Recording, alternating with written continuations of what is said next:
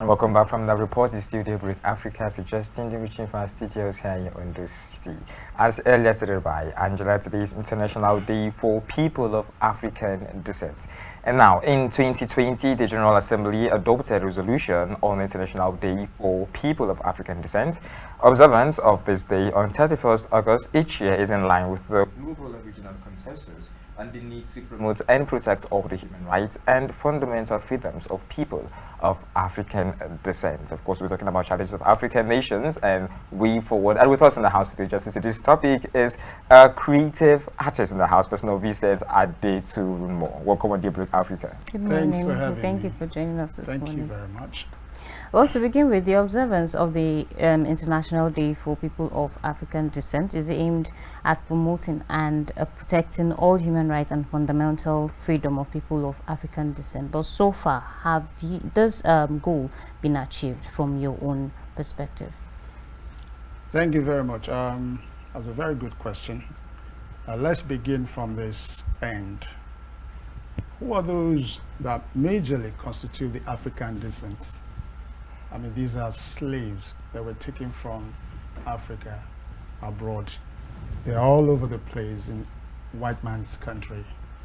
You have them in the Americas, you have them in Britain, you have them in Germany, and you have them all over the place. They were forcefully taken away against their will.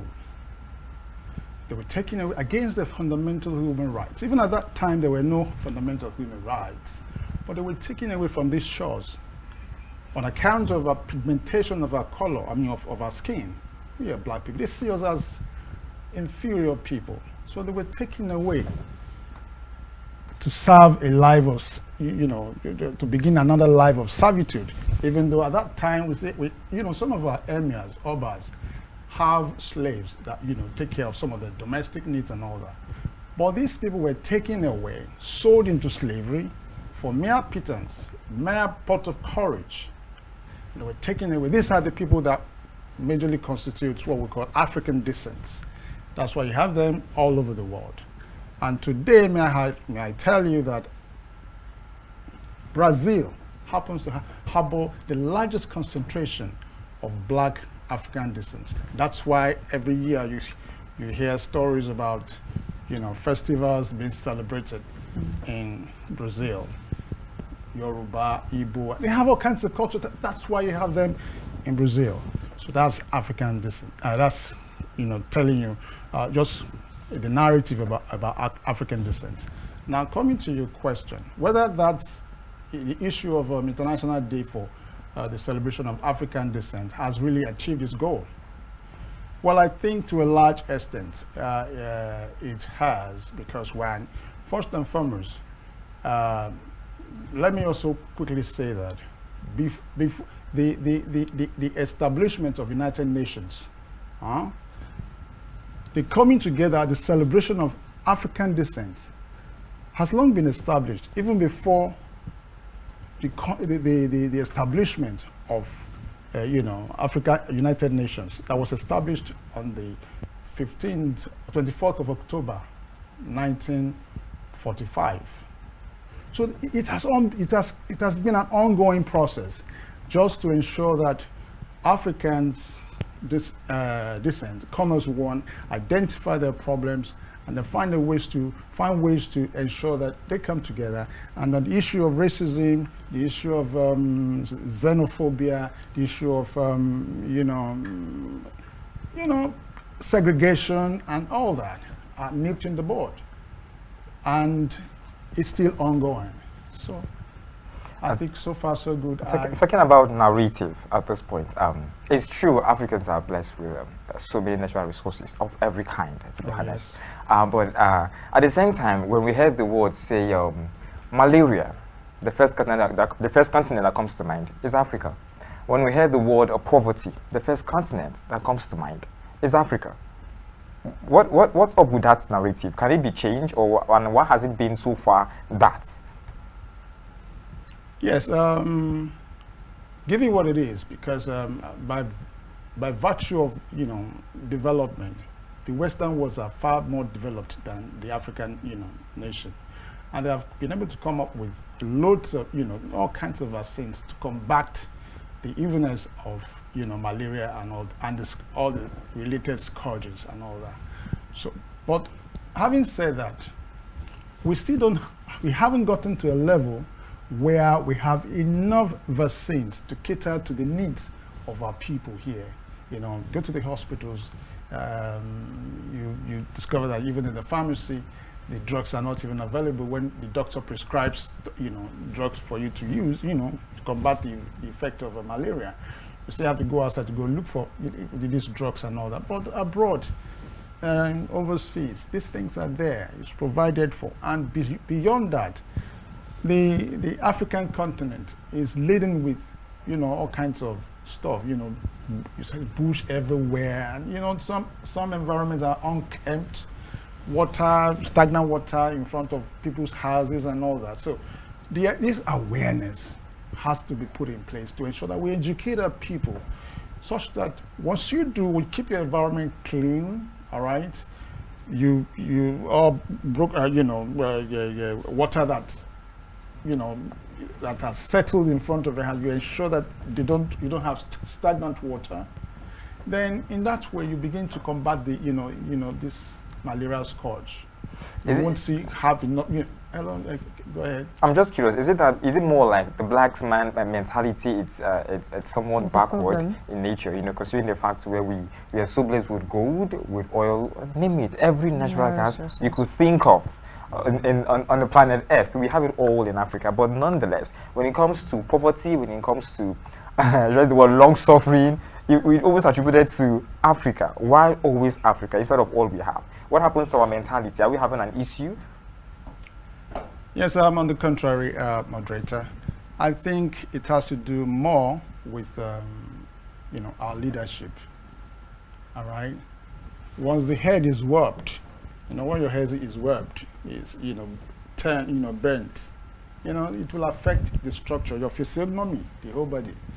There's a way it affects it, but you see, it's such a terrible, it's unthinkable that over the years, successive governments that have been installed, have been have been in administration in this country.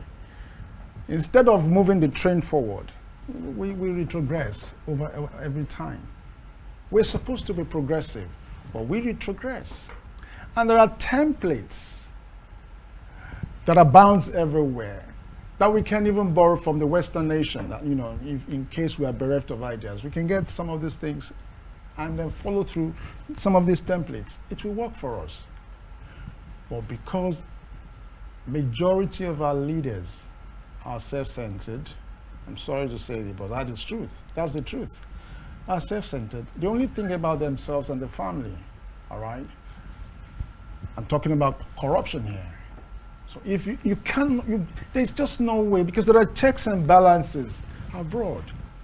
Here, a local chairman, councillor, or whoever takes the money that's allocated to the community to develop, to provide the needs and the amenities for for the community. He takes everything and does whatever he likes with it. Nobody will ask questions. You don't even know who your councillor is. So we still have we have a problem with leadership. We have a problem with even followership.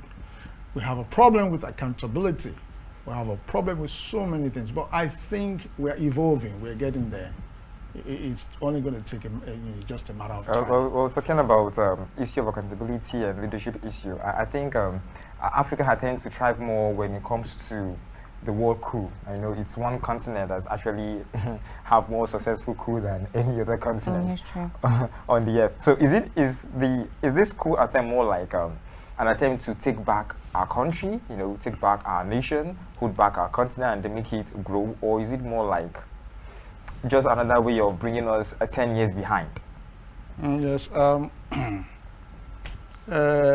Just to add to what you just said, I think it's more like when people are not happy with the state of affairs of a nation, be it military, be it the youth, maybe whatever group was there, there will be dissenting voices. People will agitate for, change. People want, a better way of, governing the people. And so that's what we witness in most of these African countries where recently we witnessed in Niger, a coup that is, they still have the junta is still sitting there. And if this guy, this fellow, these juntas, these coup plotters were not aggrieved, or if they were happy with the administration of the civilian government, as it were, all right, they wouldn't have attempted any coup at all. But the truth remains that they feel the collective patrimony of their own people have been sold to some white minorities, some white colonialists. And so they have to topple the government. They have to say, no, we can't continue like this. We have uranium, yet we don't have electricity. We have uranium, that's what some of these developed countries use to manufacture their nuclear weapons and generate electricity. Yet those such things don't happen there. And now how much is how much accrues to the nation in terms of selling some of their mineral resources to some of these Western powers? How much comes in there? So people will be aggrieved. There will be dissenting voices. And that's what we witness. And so if the leadership is bad, you only have to pray that there won't be any military interregnum or incidents, because when people are aggrieved, there's bound to be some kind of revolution. That's what we see happening. We were meant to believe civilization and education particularly started from Africa. I'm talking about Egypt. Oh, certainly. Yeah, but as it stands now, are we exactly civilized in context? Do we act civilized? Do we act like persons or individuals from a nation that are really educated compared to our Western counterparts? Yes. And if we are not exactly on that track, what went wrong at what point? Yes. There are arguments against and for, what you just posited. We cannot say exactly that we're not. This is a continent where civilization started from. I remember in the days of hieroglyphics, having to write on boards with, some crude materials, and people are able to read it. It started way back in Egypt. Art, for instance, drawing on, cave, stones and all that, all this design and all that. Go and check all of those things. It happened first in Egypt. It started in Africa. Some of these things were, exported from here, from Africa. And when the white man took over these ideas, they tried to work on it, modernized it, and they sold it back to us. And that is what we witness in our oil now. That's what's going on with our oil as we speak. We get the crude here, we take it back to them, they refine it and sell it back to us. Why? And so these are things that, make people, go bonkers sometimes. There will be dissenting voices when people are not happy. That's very, very clear. True. I guess we're at a point where it's easy for blacks, it's easy for Africans to really point accusing fingers. We talk about racism, we talk about discrimination and all that. But when it comes to corruption, oh dear, it's more like you can do it with Africa at some point. When it comes to undemocratic activities, Africa are more like on the forefront. So is it more like we are pointing accusing fingers to the wrong people instead of actually looking down at ourselves? It's more like every year people actually leave Africa. True. We know a number of thousands and thousands, they leave Nigeria and daily business. It has become a daily business. So is it more like we are just trying to push out blames and not looking at ourselves inwardly and trying to construct where we actually lose it and try to make amends where need be? Thank you very much. I think I choose to differ a little, right, from what you just posited. I remember Gani Fahimi, the late Gani Fahimi in his days, and I also remember what Femi Falana, the people's lawyer, said recently. Now, if a man climbs, the tree to plug, somebody else's mango, all right, and it's so difficult for him to take it down, the man that takes the loot from him is a major culprit. Do you understand what I'm saying? Now, people steal money from here on account of corruption. People take money that belongs to the government, all right? They dip their hands in there and they take a large chunk. But because this is not a safe haven, and they look for a place that they call safe haven. The safe haven is the banks in the Western world. The Swiss banks, you have them in the US, you have them in Netherlands, you have them in Switzerland, you have them everywhere, even in Britain.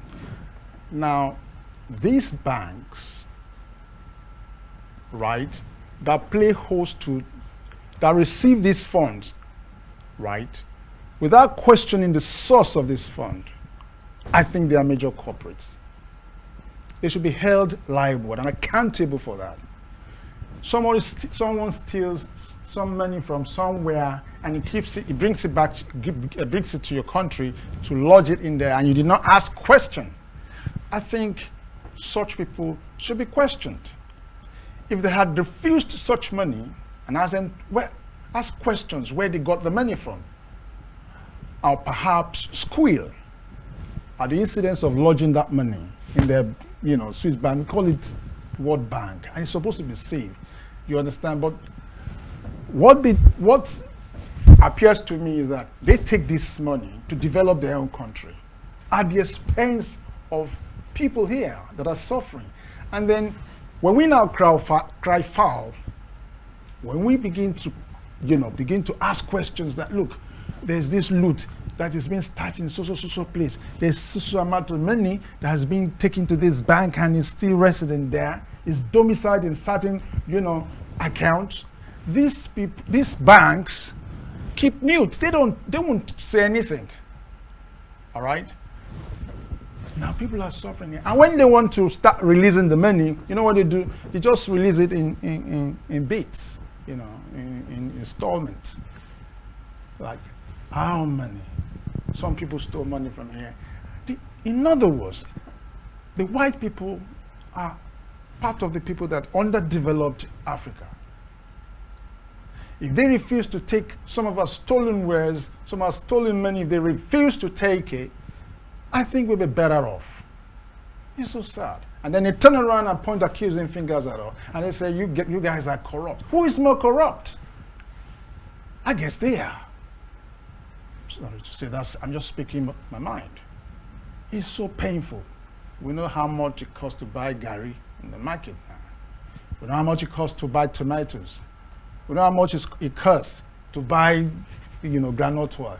Let alone PMAs and some of these things that you use to commute, on a daily basis. People are not happy. And yet, the white man will point accusing fingers at us that you guys are corrupt. Who is more corrupt? They're the ones that are aiding and abetting. In this case, you aid and you abet.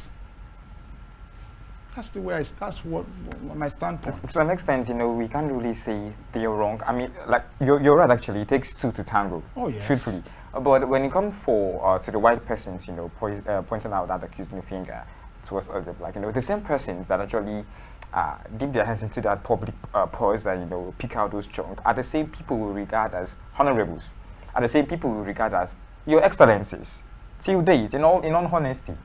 So if we actually accept them to be our honorables and excellencies, I don't think we really have to really blame the whites or the Western people actually looking at us and calling us fantastically corrupt people or whatever, whatever adjective they decide to describe nations in Africa. Yes, because we never really took the time to really stand up for ourselves as a people, and speak for ourselves. It's more like we have people that actually nations in Africa that we have a certain family ruling over nations for years and decades. It's more like a family affair now, you know, and it's quite disheartening. Before we started calling our honorables, you call them honorables, right? Before Yes. getting to that point, they were just ordinary citizens like you and I. All right. There's what we call when a body is as a state of rest in physics. It's called that body is at the point of inertia. Point of inertia is is a point at which the body is at a state of rest. Unless you give it a push, it doesn't move. All right. Take for instance your switch. We can be here. If you don't turn on the switch on the wall, there won't be light. Sure. All right. It can be there for 100 years. That's how it's going to be. So that's at the state of inertia. They were somebody somewhere. Now, before they started calling them honorables, they were like you and I. Soon as they stole money, not all of them stole money. So let's correct that normal notion. Some of them actually did very well in their respective, businesses and endeavors, right? Not all of them stole money. Let's be frank. But some of them misappropriated the collective, patrimony of some money that's kept somewhere meant for people in their various states to themselves. Those are the people I'm talking about. Now, if the white man or the banks abroad are not willing to accept these stolen funds, where would they have repatriated? Where would they have kept it? Couldn't they have raised an objection? Couldn't they have called the attention of this country, of whoever you happen to be the head of state or the president? Couldn't they have done that? But instead, they took the money willingly and used the money to develop the economy. And then, of course, what do we see here? And these monies are taken out in dollars and pounds. You know what I mean? And there will be scarce resources, of course. What follows, thereafter is there will be scarce resources. There won't be enough dollar to do up, daily businesses. So this is, you see, that's why I said the white man also is at fault.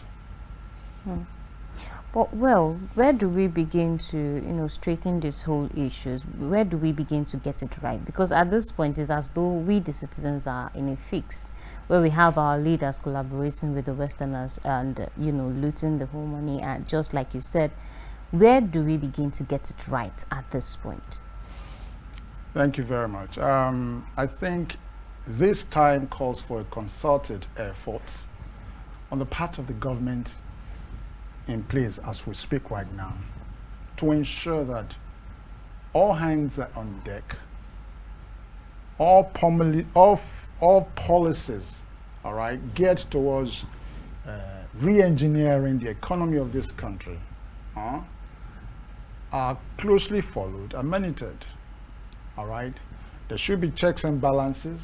There should be accountability for every kobo spent, all right, by the federal government, down to the state government, down to local governments. There should be proper accountability and people should be more involved. You cannot sit aloof and then expect miracles to happen. You cannot just sit aloof and then choose not to ask questions. You must be able to participate. You must know what is going on in your local government. For instance, many people don't even know their local government councillor. They don't know. So it's a time, because people have lost interest and you can't blame them. But this is a time for the awareness, to come up on stream and then get more people involved, all right, so that this issue of coming back to racial segregation, coming back to the African descent thing and all that, why it is being celebrated on the 31st of August of every year. And that's because of this, to raise this awareness about this racism, this xenophobia attack, and all this racial segregation and all that. So when people are aware, all right, of what is going on in their environment, right, they contribute their ideas, and they are fully aware that, look, we are one. In spite of the pigmentation on our skin, The United Nations Charter recognizes the fact that black or white, we are the same, irrespective of ethnic region or coloration or whatsoever. First and foremost, there shouldn't be any segregation. We are one and equal. And again, the idea of fundamental human rights is very key here. The United Nations also recognizes that, right? If your fundamental human right is infringed upon, you have the right to cry foul. You have the right to sue whoever infringes on your fundamental human rights. But when you don't know, then there's going to be a problem. So that awareness is what the African descent coming together is trying to chronicle, so that people will understand their basic rights. That look, we're equal and one. When we talk about justice system and all that. So all those structural defects in justice system in our country and even abroad, all those structural defects are some of the things that United Nations has been pointed that look, see, you don't have any reason to unleash terror on your fellow human being because we are one and equal. Now the thing is, it's one thing to actually have this awareness, that's going on for over the years, but to be honest, is it more just like a festival right now, or are we really exactly having a result? Are we really getting results? Talking about awareness and talking about involving various governments, to know how well to push Africa to the next level and all that, but in all honesty, are we really having results, or is it the usual all talks and no works? Yes, I think no matter how small, the results are trickling in, and I think in the positive direction anyways, but you may not see it in large quantum, right, as in big stuff and all that, but at least people are getting that, issue of, getting the idea that, look, you have a right, I have a right. I don't have to trample upon your right because we're one and equal. The United Nations Charter recognizes that. So once, at least, that is very key. The issue of this racial segregation, xenophobia, attack and all that we witnessed recently in South Africa, where some people believe that some blacks are trying to take the white people's job and all that. That fear and all that shouldn't be there. These people are, for crying out loud, are there to develop, your own economy. They are working there, they're doing stuff. If you're not ready to do stuff or work, let others work. So there must be clear understanding, about, our coming to stay together. It's very key. Unless there's that awareness, there will be a series of xenophobic attack in several places. So this idea of African descent celebrating the coming together on the 31st of every August of every year, just to increase this awareness, about, African descent, that has started all over the places, all over the world, which by no means was our fault, because we were some blacks were forcefully taken away from these shores. And some, on their own volition, decided to, go on their own. Move from this country, or from the black African nation to Western world, is such a golden place. That's, to me, like self-exile. So all of these things are some of the things that the